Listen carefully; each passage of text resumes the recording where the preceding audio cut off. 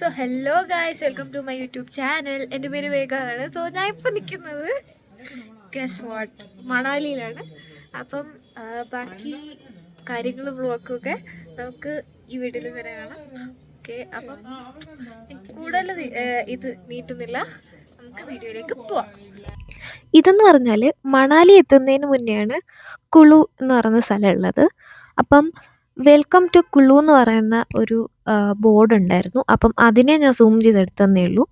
കുളുവിൽ നിന്ന് ഏകദേശം 40 കിലോമീറ്റർ ഉണ്ട് മണാലിയിലേക്ക്. ഇതിപ്പം മണാലിയിലേക്ക് പോകുന്ന വഴിയാണ്. ഞങ്ങൾ മണാലിയിൽ എത്തുന്നതിന് മുന്നേ ഉള്ള കാഴ്ചകളാണ് ഈ കാണുന്നത്. ഈ റിവർ എന്ന് പറയുന്നത് ബിയാസ് റിവറാണ്. നമ്മൾ മണാലി വന്നിറങ്ങി. ഇതാണ് അവസ്ഥ. അതല്ല, ഒറിജിനൽ അവസ്ഥ ഇതാണ്. വാവ്, ഇവിടെ ഇപ്പോൾ ഡൽഹിനെക്കാളും എന്താ പറയുക, എനിക്ക് ഇതെല്ലാം കൂടെ ഇട്ടിട്ട് ചൂടെടുക്കുന്നത് ആക്ച്വലി. എന്താ മൊത്തം വെയിൽ, പേരിന് പോലും ഒരു മഞ്ഞ് കാണുന്നില്ല. അങ്ങനെ ഞങ്ങൾ രാവിലെ ഒരു 9 മണിയോടടുപ്പിച്ച് മണാലിയിലെത്തി. അത് കഴിഞ്ഞ് ഞങ്ങൾ താമസിക്കുന്ന സ്ഥലം, ഞങ്ങളുടെ ഹോട്ടലുള്ളത് മണാലി തന്നെ എലിയോ എന്ന് പറയുന്ന സ്ഥലമാണ്. അപ്പം ഞങ്ങൾ ഹോട്ടലിലെത്തി, റൂം കയറി. അത്യാവശ്യം ഡീസൻ്റ് ആയിട്ടുള്ളൊരു റൂമായിരുന്നു. അപ്പോൾ റൂമിൽ നിന്ന് പുറത്തേക്കുള്ള കാഴ്ച ഇതാണ്. ഹലോ, എന്താണ് മണാലിയെ കുറിച്ച് പറയാനുള്ളത്? മണാലി എന്താണ്, ഞങ്ങൾ ഒരുപാട് സ്നോ എക്സ്പെക്ട് ചെയ്ത് വന്നത്. പക്ഷേ ഇവിടെ 10-ാം തീയതിക്ക് ശേഷമേ സ്നോ ഉള്ളൂ. പക്ഷേ ഇവിടെ സ്നോ പൂൾസ് ഒരുപാടുണ്ട്. അവിടെ ഞങ്ങൾ പോവും, സ്നോയിൽ എല്ലാം ചെയ്യും. അത് നിങ്ങൾക്ക് മേഘാസ് ബ്ലോഗ്സിലൂടെ കാണാം. അത് കണ്ട് നിങ്ങൾ ഇവിടെ വരണം. ഓക്കെ,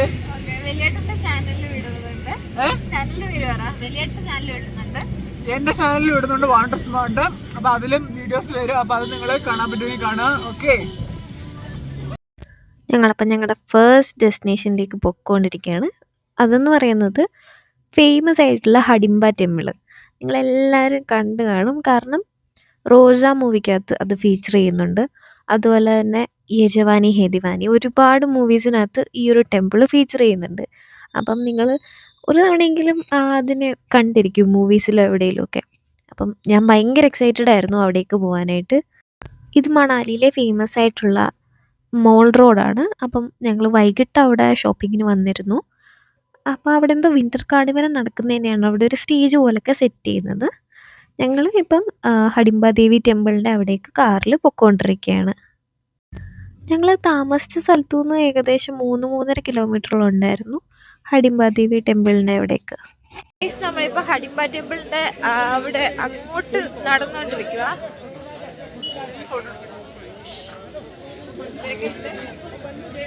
ഇവിടെ കുറേ കടയും കാര്യങ്ങളും ഒക്കെ ഉണ്ട്. അപ്പോൾ നമ്മൾ അങ്ങോട്ട് നടന്നുകൊണ്ടിരിക്കുക. അപ്പോൾ നമ്മൾ ഹഡിംബ ടെമ്പിളിൻ്റെ അവിടേക്കുള്ള സ്റ്റെപ്പാണ് ഈ കാണുന്നത്. അപ്പം നമ്മളങ്ങോട്ട് കയറാൻ പോവാണ്. ഭയങ്കര തിരക്കാണിപ്പം.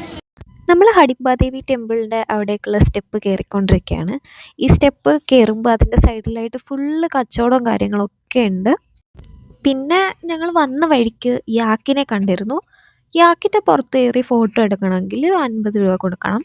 അതുപോലെ തന്നെ ഇവിടെ കാണുന്ന പ്രത്യേകതരം മുയലുണ്ട്. അപ്പം മുയലിനെ കൈ പിടിച്ച് ഫോട്ടോ എടുക്കാൻ നമുക്ക് 30 രൂപ കൊടുക്കണം. അതുപോലെ ഒരുപാട് കടകളും കാര്യങ്ങളൊക്കെ ഇവിടെ ഉണ്ടായിരുന്നു. അത് മാത്രമല്ല, ഇവിടെ ആൾക്കാരിങ്ങനെ നടന്ന് സാഫ്രൺ വേണോ എന്ന് ചോദിക്കുന്നുണ്ടായിരുന്നു. അപ്പം അങ്ങനെയും കച്ചവടം നടക്കുന്നുണ്ടായിരുന്നു. ഞങ്ങൾ എന്തായാലും നടന്ന് ടെമ്പിളിൻ്റെ അവിടെ എത്താറായി. നമ്മൾ ഈ ജനസാഗരം എന്നൊക്കെ പറയത്തില്ലേ, അതാണിത്. കാരണം ഈ ഹഡിംബ ദേവി ടെമ്പിളിൻ്റെ അവിടെയുള്ള ആ ഒരു ആൾക്കൂട്ടമാണ് നമ്മൾ ഈ കാണുന്നത്.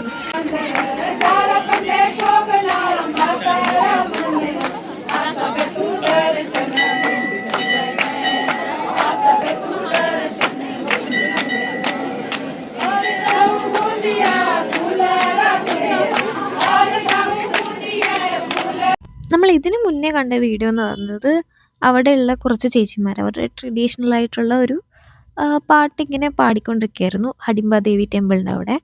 ഞങ്ങളിവിടെ ദർശനത്തിന് വേണ്ടിയിട്ട് കുറേ നേരം ക്യൂ നിൽക്കേണ്ടി വന്നു. കാരണം ഭയങ്കര നീളത്തിലുള്ള ക്യൂ ആയിരുന്നു ഉണ്ടായിരുന്നത്.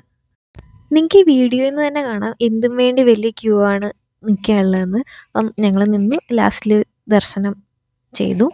ഈ ഹഡിംബാദേവി ടെമ്പിളിൻ്റെ ഐതിഹ്യം എന്താന്ന് വെച്ചാൽ ഭീമൻ്റെ ഭാര്യയായ ഹിഡുംബൈ ദേവിക്ക് ഡെഡിക്കേറ്റ് ചെയ്തിട്ടുള്ള അമ്പലമാണ് ഇത്, ഹഡിംബാദേവി ടെമ്പിൾ എന്ന് പറയുന്നത്. എന്ത് പറയാനുണ്ട് ഈ അമ്പലത്തെ പറ്റി? Very nice. അത്ര പറയാനുള്ളൂ. അതെന്താ? അത്ര പറയാനുള്ളൂ. 1 മണിക്കൂറായിട്ട് ക്യൂവിൽ നിൽക്കുകയാണ് ഗൈസ്. പകുതി ലൈൻ പോലും ആയിട്ടില്ല എന്നുള്ള സത്യം ഞങ്ങൾ ഇപ്പോഴാണ് തിരിച്ചറിഞ്ഞത്. ഇതിൽ ദർശനം കഴിഞ്ഞിട്ട് കാണാം. ഹഡിംബ ടെമ്പിളിനടുത്ത് വൻവിഹാർ എന്ന് പറഞ്ഞൊരു പാർക്ക് പോലത്തെ സാധനമുണ്ട്. അപ്പം അവിടെയാണ് അത്യാവശ്യം സീനിക്കായിട്ടുള്ളൊരു സാധനമാണ്. അപ്പം ആ ഒരു ഹഡിംബ ടെമ്പിളിൻ്റെ ക്രൗഡിൽ നിന്ന് മാറിയിട്ട് കുറച്ച് നേരം നമുക്ക് ചില്ല് ചെയ്യാനൊക്കെ ഹെൽപ്പ് ചെയ്യുന്നൊരു സ്ഥലമായിട്ട് എനിക്ക് തോന്നുന്നുണ്ട്. കുട്ടികൾക്കുള്ള പാർക്കുണ്ട്, അതുപോലെ തന്നെ റിഫ്രഷ്മെൻറ്റ് സ്റ്റോളും കാര്യങ്ങളും ഒക്കെ ഉണ്ട് ഇവിടെ. സോ ഗൈസ്, അപ്പം ഞങ്ങൾ ഇവിടുത്തെ ട്രഡീഷണൽ ഫുഡായിട്ടുള്ള സിദ്ധു മേടിച്ചായിരുന്നു. ആ കളന്ന മൊത്തം എല്ലാവരും കഴിച്ചുകൊണ്ട് ലാസ്റ്റ് പീസാണിത്. അപ്പം ഇവിടെ മറ്റേ ഞാൻ പറഞ്ഞ ആ ഒരു ഹഡിംബ ടെമ്പിളിൻ്റെ അടുത്തുള്ള സ്ഥലത്ത് വരുന്ന വൻവിഹാറിൽ ഈ തട്ടുകടയല്ല ആ ടീ സ്റ്റോളിൽ നിന്ന് ഞങ്ങൾ മേടിച്ചതാണ്. അപ്പം ഇത്രേ ഉള്ളൂ, ലാസ്റ്റ് പീസ് കഴിക്കുകയാണ്. ഇത് ഫില്ലിങ് ടേസ്റ്റ് ഉണ്ട്, ബട്ട് പൈസ വരുന്നത് 160 രൂപയാണ്. അത് ചട്നിയുടെ തന്നെ 160, അതുപോലെ തന്നെ ഗീ വിത്ത് ചട്നി 200 രൂപ തന്നെ. അപ്പം ചട്നി കൂടെ ടേസ്റ്റ് ഉണ്ട്, കൊള്ളാം. സിദ്ധി മേടിച്ചിട്ട് ഇവിടെ 2 പേര് തീറ്റയും തുടങ്ങി. ഞാൻ ഈ വീഡിയോ എടുത്തു കഴിഞ്ഞ് ഞാൻ ഇതിനെ പോകും. സോ ഹലോ ഗൈസ്, നമ്മളിപ്പം അടുത്തത് മൊണാസ്ട്രിയിലേക്ക് പോയിക്കൊണ്ടിരിക്കുകയാണ്, 2ാമത്തെ ഡെസ്റ്റിനേഷൻ. നമ്മളങ്ങോട്ട് നടന്നുകൊണ്ടിരിക്കുക, ഭയങ്കര ട്രാഫിക്. ഹഡിംബാദേവി ടെമ്പിളിൽ നിന്ന് ഇറങ്ങിയിട്ട് ഞങ്ങളെ വേറൊരു സ്ഥലത്ത് ഞങ്ങളൊരു ക്യാബായിരുന്നു ഹയർ ചെയ്തിരുന്നത്. ആ പുള്ളി ഞങ്ങളെ വേറൊരു സ്ഥലത്ത് കൊണ്ടുപോയിട്ടു. അപ്പം അവിടെ ഞങ്ങൾ ലോക്കൽ ഫുഡ്സ് എക്സ്പ്ലോർ ചെയ്തു. ഞങ്ങൾ വീണ്ടും ഒരു റൗണ്ട് സിദ്ധുവിനൂടെ പോയി. ഇത്തവണ വിലക്കുറവായിരുന്നു, പക്ഷേ എനിക്ക് അത്ര ടേസ്റ്റ് തോന്നിയില്ല.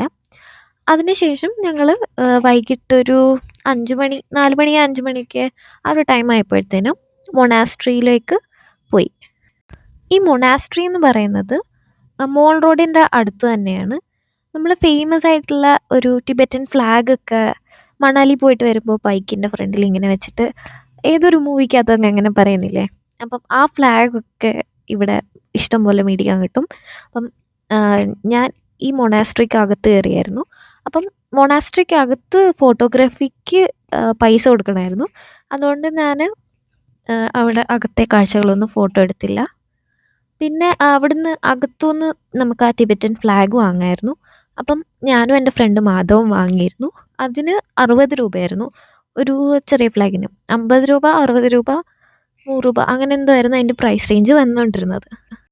ഈ മൊണാസ്ട്രി വെച്ച് ഞങ്ങൾ അറ്റ്ലീസ്റ്റ് 3 സെറ്റ് ഓഫ് മലയാളീസിനെങ്കിലും കണ്ടു. സീരിയസ്ലി എനിക്ക് അറിഞ്ഞുകൂടാ ഇത് കോയിൻസിഡൻസ് ആണോ എന്താണോന്ന് അറിയില്ല. ഞങ്ങൾ ഒരു 3 സെറ്റ് മലയാളികളെങ്കിലും, എവിടെ തിരിഞ്ഞു നോക്കിയാലും മലയാളി എന്ന് പറയുന്നത് ലിറ്ററലി ആ അവസ്ഥയായിരുന്നു. നമ്മൾ മജ്നു കാറ്റിലയിൽ കണ്ടുപോലെ ഇവിടെയും മറ്റേ ആഗ്രഹം മനസ്സിൽ വിചാരിച്ചിട്ട് മറ്റേ വീല് കറക്കുന്ന സംഭവം ഉണ്ടായിരുന്നു. അപ്പം ഞാനും ഒരു റൗണ്ട് കറക്കി. ഈ തവണ എന്ന് പറയുന്നത് ഈ ഒരു മൊണാസ്ട്രിക്ക് ചുറ്റും കറക്കാനായിരുന്നു. അത് മാത്രമല്ല വലിയതായിട്ടുള്ള ആ ഒരു വീലും ഇവിടെ ഉണ്ടായിരുന്നു. അപ്പം ഞാൻ മറ്റേ ഫുള്ള് ചെറിയ ചെറിയതായിട്ട് മൊണാസ്ട്രിക്ക് ചുറ്റുമുള്ളതേ കറക്കിയുള്ളൂ. മൊണാസ്ട്രിയിൽ നിന്ന് ഇറങ്ങിയ ശേഷം ഞങ്ങൾ മോൾ റോഡിൽ പോയി. അപ്പം ഇവിടെയും കോജ സ്റ്റോർ, അതായത് BTSൻ്റെ സ്റ്റോർ കണ്ട് ഞാൻ ലിറ്ററലി ഞെട്ടിപ്പോയി. പിന്നെ ഇതാണ് ഞാൻ പറഞ്ഞ മണാലിയിലെ വിൻ്റർ കാർണിവലിൻ്റെ വീഡിയോ. ഞാനത് ഷോർട്സായിട്ട് അപ്ലോഡ് ചെയ്തിട്ടുണ്ടായിരുന്നു. അപ്പം നിങ്ങൾക്ക് അത് ചെക്കൗട്ട് ചെയ്യാം. അപ്പം മോൾ റോഡിലെ അധികം വീഡിയോസ് ഞാൻ എടുത്തില്ല, കാരണം എൻ്റെ ഫോൺ അപ്പോഴത്തേന് ബാറ്ററി തീരാറായിരുന്നു. അപ്പോൾ ഫസ്റ്റ് ഡേ കാഴ്ചകൾ ഇത്രയേ ഉള്ളൂ. നിങ്ങൾക്ക് ഇഷ്ടപ്പെട്ടെങ്കിൽ പ്ലീസ് ഡു സബ്സ്ക്രൈബ്. ബൈ.